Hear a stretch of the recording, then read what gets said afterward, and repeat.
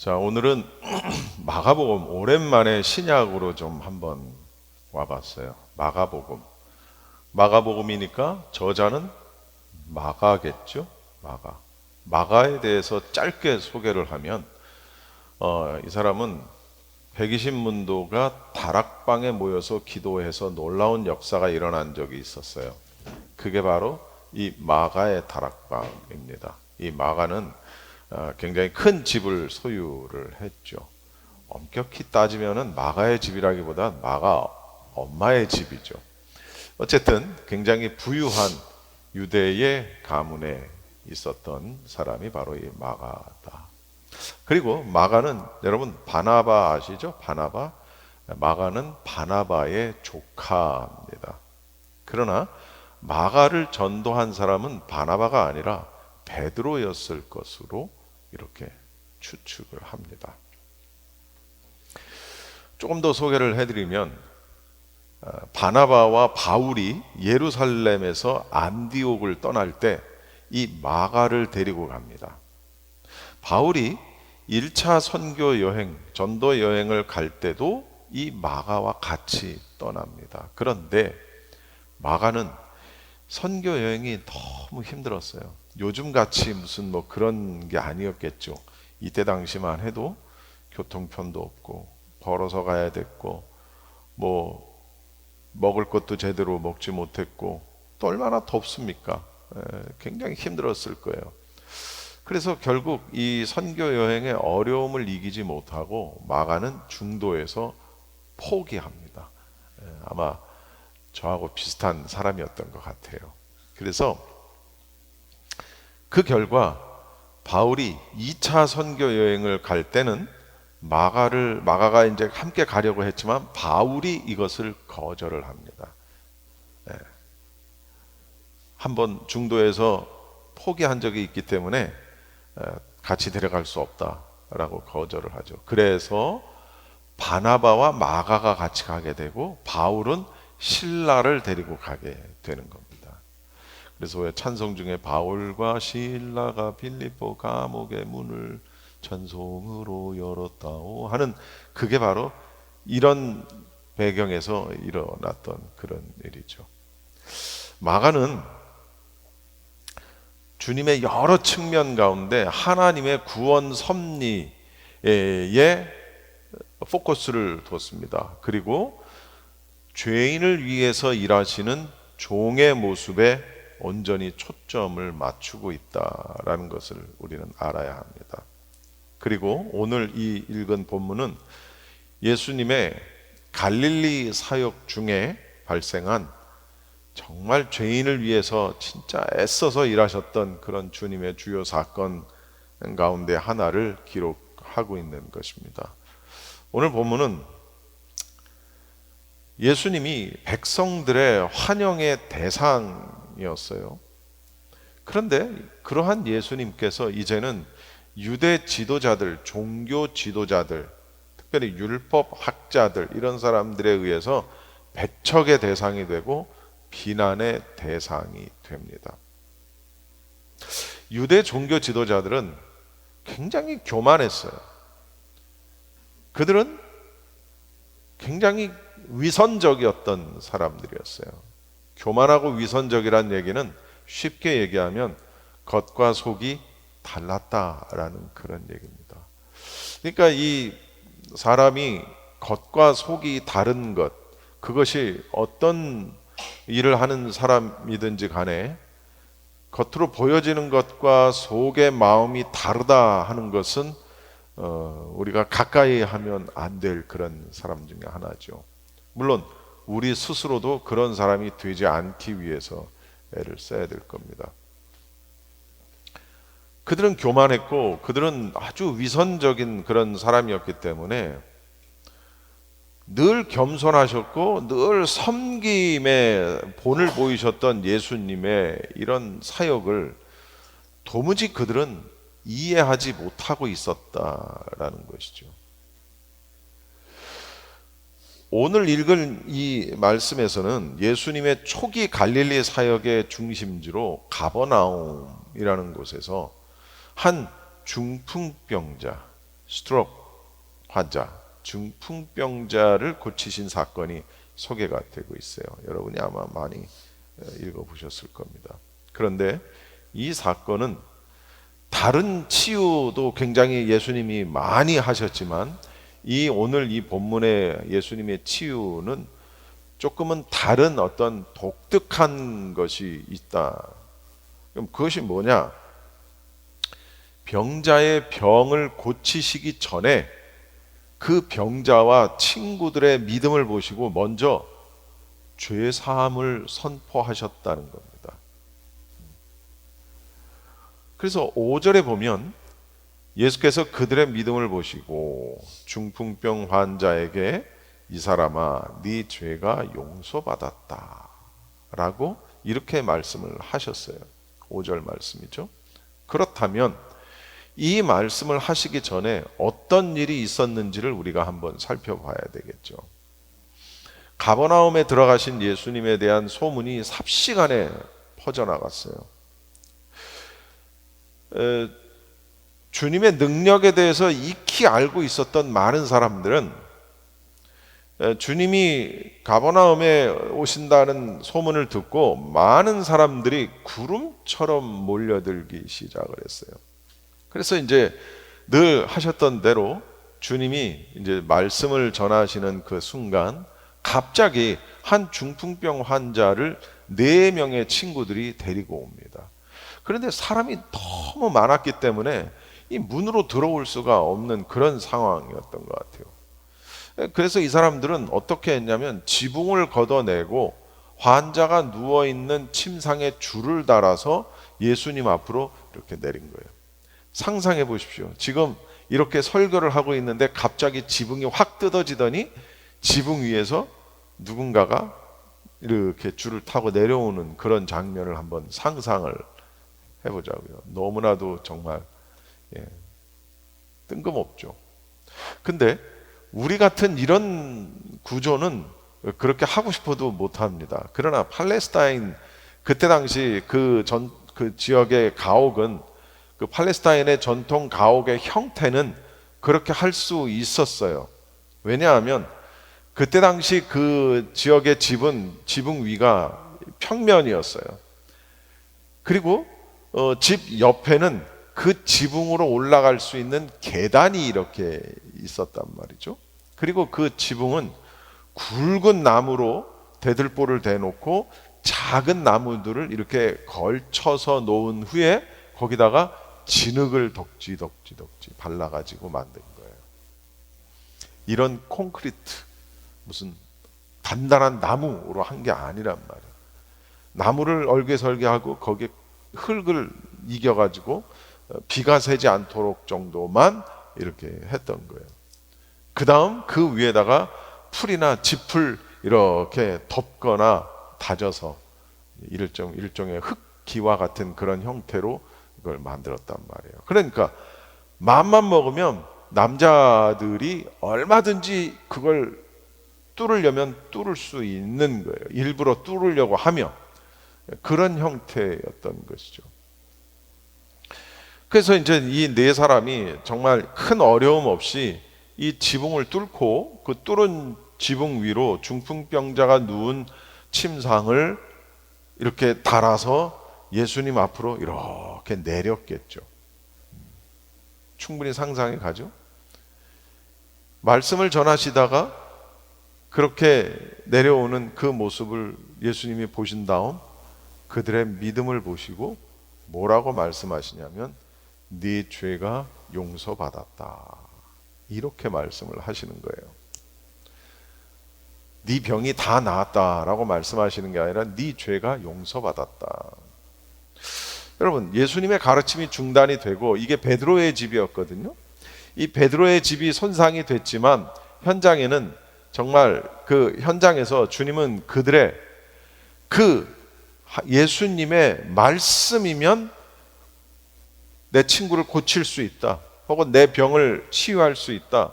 라는 그 말씀에 대한 단순한 믿음을 가지고 그렇게 했단 말이에요. 예수님은 그걸 보셨다는 것이죠. 그러니까 예수님 앞에 가면 병이 낫겠다라는 그런 믿음과 신념도 있었고, 또 거기에 이런 거죠. 친구의 회복을 위해서 행동을 같이 도모하는 어떤, 그것도 일종의 공동체잖아요. 그 어떤 공동체의 헌신이 거기 있었고, 그리고 길이 막혔어요. 들어갈 수 없어요. 현실적으로, 물리적으로 들어갈 수가 없어요.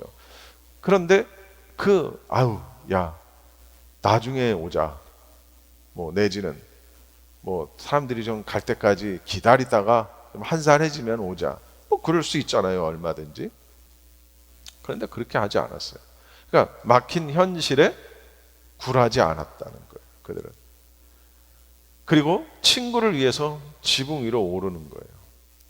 그리고 그런 친구들에게 기꺼이 자기 몸을 맡기는 그런 신뢰, 여러 가지 것들이 다 복합적으로 거기에 담겨 있는 거예요. 그것을 예수님은 뭐라고 말씀하시냐면 믿음이라고 하시는 거예요. 그것을. 체면이 있지. 내가 아무리 그래도 그렇지 어떻게 지붕으로 들어가. 아무리 그래도 그렇지 어떻게 지붕을 뚫고 친구를 내려보낼 수 있겠어. 어떤 체면, 염치 혹은 사회적인 어떤 통념 이런 거에 갇혀서 살아가는 경우가 너무나도 많죠. 우리가 그런 경우가 많죠. 특별히 한국 사람들이 그런 경우가 훨씬 더 많아요. 그런데 이렇게 살아서는 우리가 하나님의 나라를 받아들일 수가 없다는 거예요. 다시 말하면 이 세상의 어떤 가치관을 전복시키지 않으면 우리가 엘로힘의 왕국, 하나님의 나라를 받아들일 수가 없다는 것이죠. 따라서 우리가 하나님 앞으로 예수님 곁으로 가기 위해서는 세상 사람들이 말하는 상습이나 혹은 관습 이런 것들을 거스를 수 있는 용기도 우리에게 있어야 한다는 거예요. 할렐루야. 그리고 우리가 아는 것을 삶으로 실천할 수 있는 결단력도 우리 가운데 있어야 한다는 것이죠. 예수님께서는 중풍병자에게 네 죄가 용서받았다라고 이렇게 말씀하셨어요. 이건 또 어떤 의미를 우리에게 주느냐 하면, 주님은 그렇게 줄을 매달아서 당신 앞으로 내려온 그 환자에게 네 병이 나았다 하시기 전에 죄 사함을 선포하셨던 것은 굉장히 중요한 의미가 있습니다. 뭐냐면 넓은 의미에서 인간이 당하는 모든 고통, 그것이 어떤 종류의 고통이 됐든지 간에, 인간이 당하는 모든 질병, 그것이 어떤 질병이 됐든지 간에 그 모든 것들로 인한 죽음의 원인이 죄 때문이라는 것을 암시하는 겁니다. 중풍병 환자가 자기 관리를 잘 못했겠죠. 그럴 수도 있겠죠. 먹는 것에 대한 탐욕 이런 것 때문에 아무거나 먹고 자기 자신을 관리하지 못한 그런 어떤 책임이 있었을 수도 있다라는 겁니다. 절제하지 못하고 온갖 몸에 좋지 않은 것을 가까이 하고 그랬으니까 이렇게 됐죠. 그러나 그런 질문을 할 수 있죠. 그러면 아주 먹는 것도 절제하고 좋은 것만 먹고 운동도 열심히 하고 그러면 인간은 안 죽나요? 그렇게 해도 어차피 인간은 죽는다라는 것이죠. 이것은 바로 인간의 죄의 결과로 주어진 것이다. 이건 바꿀 수 없다라는 것이죠. 이건 거스를 수 없다라는 것이죠. 이게 바로 인간이 가진 숙명이라는 거예요. 어떻게 살아도, 아무리 착하게 살아도, 아무리 악하게 살아도,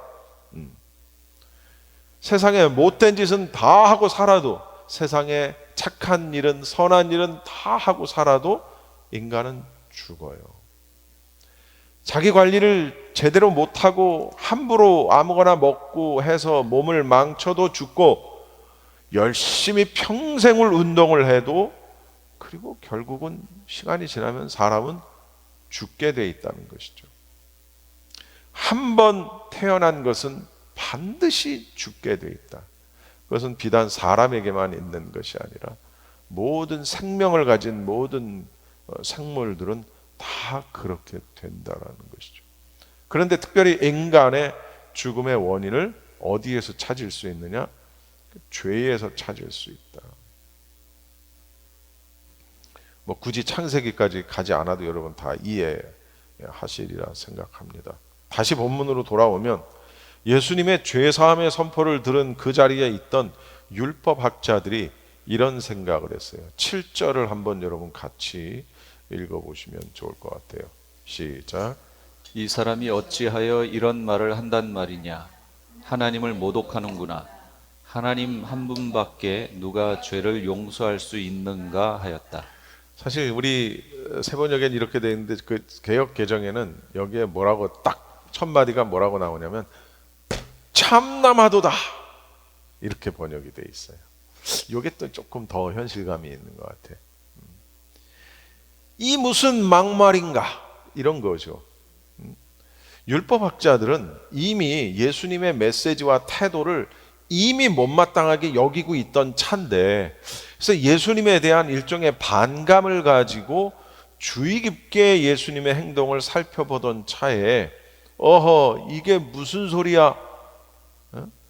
중풍병자에게 병이나 고칠 것이지, 고칠 수 있으면 병이나 고쳐줄 것이지 죄사함을 선포했단 말이에요. 만약에 제가 여기서 김명숙 집사 그대의 죄를 사하노라 내가 만약에 그랬다면 참남하도다. 예?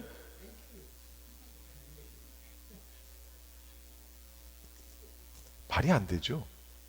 율법학자들의 눈에는 그렇게 보였을 거라는 거죠. 왜? 예수님을 메시아로 인정하지 않았기 때문에.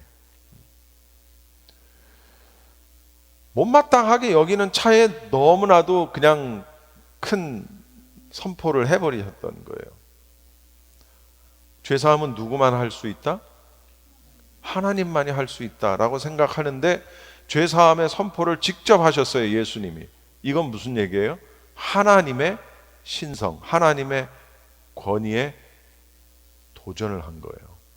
또는 그 하나님의 신성과 권위를 자기 자신에게 돌린 거예요.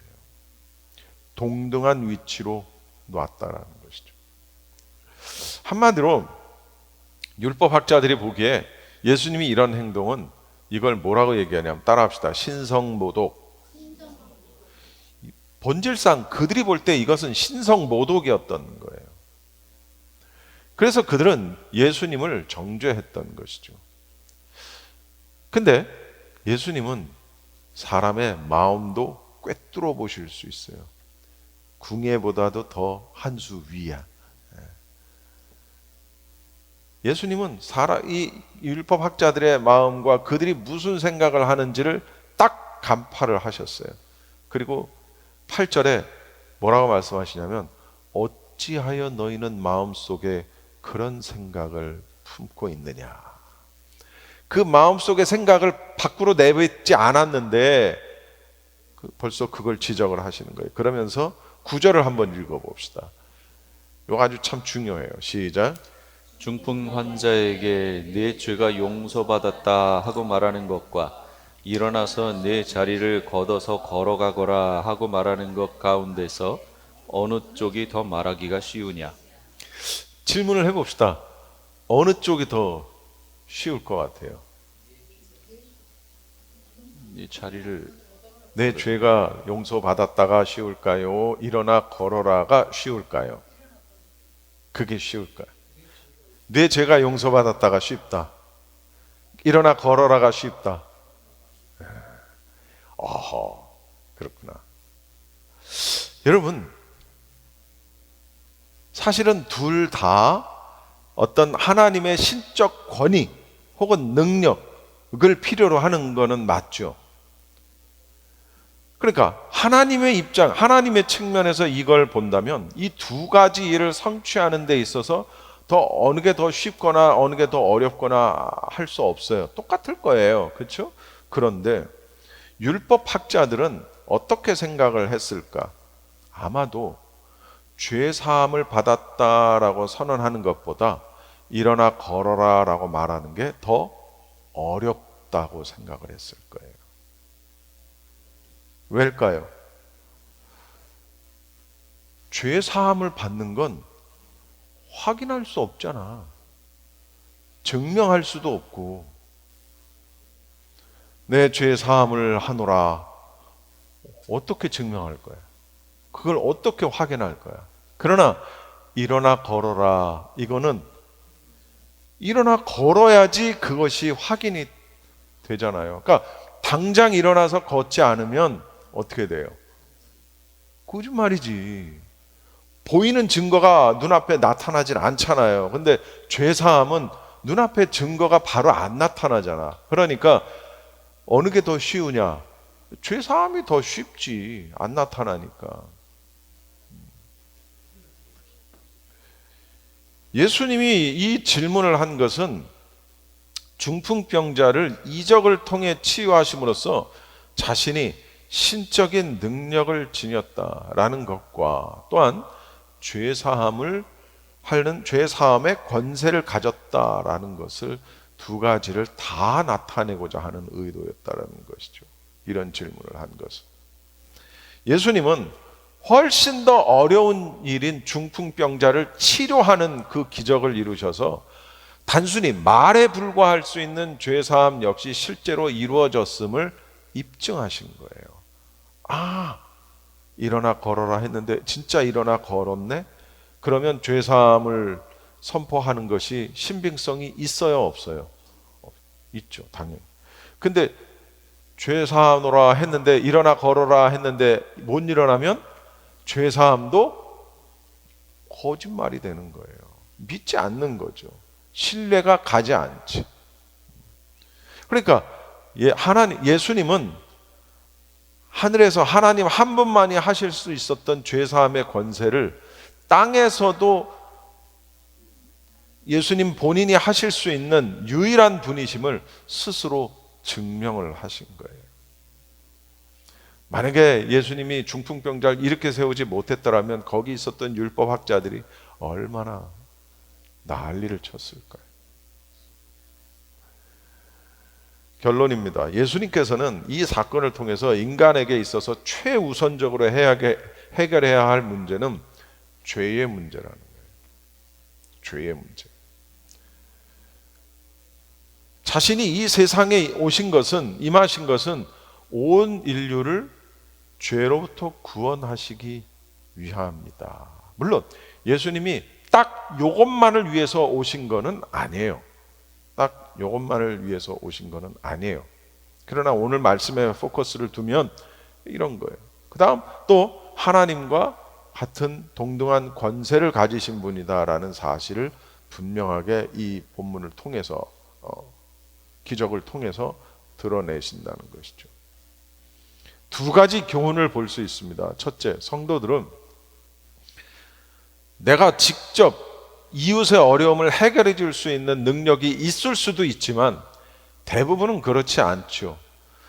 그런 능력을 갖고 있지 않더라도 어려움에 처한 이웃을 주님께로 인도하는 것, 그것이 이웃 사랑의 최고의 도리라는 거예요. 내가 돈이 없어서 돈으로 도울 수도 없고 뭐 다른 어떤 걸로 도울 수 없을 수 있어요. 그럴 가능성이 훨씬 큽니다. 그렇죠? 그러나 그 이웃 사랑의 도리를 주님께로 인도하는 것. 마치 네 사람이 그 환자를 들러매고 지붕을 뚫어서라도 예수님 앞으로 인도했던 이 사람이 살려면 예수님 앞으로 가야 이 사람이 살아. 지붕을 뚫고라도 그 친구를 줄을 매달아서 예수님 앞으로 내렸던 그 마음이 우리에게 있어야 된다는 것이죠. 하나님 사랑, 이웃 사랑, 모든 율법의 황금률은 하나님 사랑, 이웃 사랑입니다. 근데 이웃을 사랑한다? 어떻게? 내 몸같이 사랑한다? 쉬워요? 절대로 쉽지 않아요. 그래서 우리가 누군가를 사랑한다라는 것은 적극적인 개념과 소극적인 개념이 있습니다. 적극적인 개념은 손양원 목사님 같은 분, 자기 자식을 죽인 또래의 남자를 자기 아들로 입양했던 손양원, 그래서 사랑의 원자탄이라는 별명을 가진 손양원 목사님 같은 분은 정말 적극적인 최고의 성경적 사랑을 실천하신 분이 그런 분이에요. 여러분, 그런 사랑을 우리가 일반적으로 다 할 수 있어요? 쉽지 않아요. 못해요. 근데 할 수만 있다면 그렇게 내 모든 걸 내어놓고, 성경에 예수님 뭐라고 말씀하세요? 오리를 같이 가자 하면 십리를 같이 가고, 겉옷을 달라 하면 속옷도 줄 수 있고, 내가 적극적인 사랑은 못해도 소극적 사랑, 다시 말하면 이 사람을 사랑하는 마음이 여기서부터 막 올라와 가지고, 저 사람은 나에게 못되게 했지만 나는 이 사람을 그리스도의 사랑으로 사랑해야지 하고 막 이런 마음이 안 일어나요. 그런데 소극적 사랑이라는 건 뭐냐면, 내가 저 사람을 미워하지 말아야지. 이게 소극적 사랑이라는 거예요. 내가 여기서부터 사랑이 불일 듯 일어나지 않아도 내가 미워하지 않아야지 하는 것만으로도 사랑으로 인정된다는 거예요. 왜냐하면 우리 마음에 저거 말이야, 저 못된, 이러면 안 된다고. 누가 됐든지 간에 우리가 만나서, 내가 늘 얘기하잖아요. 정말 힘든 건 일이 힘든 게 아니에요. 사람과의 관계가 힘듭니다. 제일 힘든 건 사람과의 관계예요. 근데 그 관계에서 우리는 사랑을 실천해야 되는데, 사랑하고 싶지 않아. 저 사람은 사랑의 마음이 생겨나지 않아. 그럴 때, 왜 나는 이렇게 사랑이 없을까? 나는 믿음이 없나 봐. 이렇게 생각하지 마시고, 내가 저 사람을 미워하지 않게 해주세요. 이렇게라도 해야 된다는 거예요. 저 사람을 미워하는 악한 마음이 내 안에 뿌리 내리지 않게 해주세요. 이게 필요하다는 거예요, 우리에게. 그리고 그렇게 기도하고 그렇게 미워하지 않고, 미워하는 마음이 내 안에 뿌리 내리지 않도록 하다 보면 어느새 내 안에 그리스도의 사랑이 스물스물 올라와서, 전에는 조금만 저기 하면 확 했는데 그런 마음이 점점 사라지고, 그런 강도가 줄어들, 그냥 우다다다다닥 했는데 안 하고, 우다다다닥이 아니라 우다닥 하다가 마는 거지. 그런 게 우리에게 필요하다는 거예요. 두 번째로, 잘못된 메시아관을 조심해야 합니다. 전 세계의 메시아들이 왜 이렇게 많은지 몰라. 심지어 자기가 메시아라는 글귀를 모자에 쓰고 옷에 쓰고 이러고 다니는 사람도 내가 한인타운에서 봤어요. 저건 용기가 아니고 뭐냐면 마귀가 들렸거나 또는 정신병인 거예요. 그렇지 않고서는, 여러분 옷에다가 나는 메시아다 쓰고 걸어 다녀봐요. 그거 다닐 수 있는지. 온전한 정신을 가지고는 그건 못 걸어 다녀요. 그리고 신문에다가, 난 그 신문에 그 광고를 내주는 신문사도 난 너무 웃기는 게, 마리화나가 성령이래. 전 그거를 신문 전면 광고로 봤어요. 나는 그걸 주장하는 것도 코미디고 웃기는 거지만, 그 광고를 내주는 신문사도 나는 이상한 거야. 요만하게 내주는 게 아니라 전면으로 마리화나가 성령이래요. 여러분, 이런 세상에 우리가 살고 있어요. 속지 마시고 미혹되지 마십시오. 정말 주님의 재림을 믿고 주님의 재림이 임박했다라는 사실을 우리가 믿는다면 지금 내가 추구하고 있는 가치관, 지금 내가 살아가고 있는 삶의 모습, 내가 가려고 하는 삶의 목적, 이런 것들이 과연 지금 이 시대에 어울리는 것들인지를 우리는 점검해야 합니다. 다시 점검하고 말씀의 능력에 대한 단순한 믿음을 가지고 우리는 오늘도 살아가야 한다는 것이죠. 기도하겠습니다.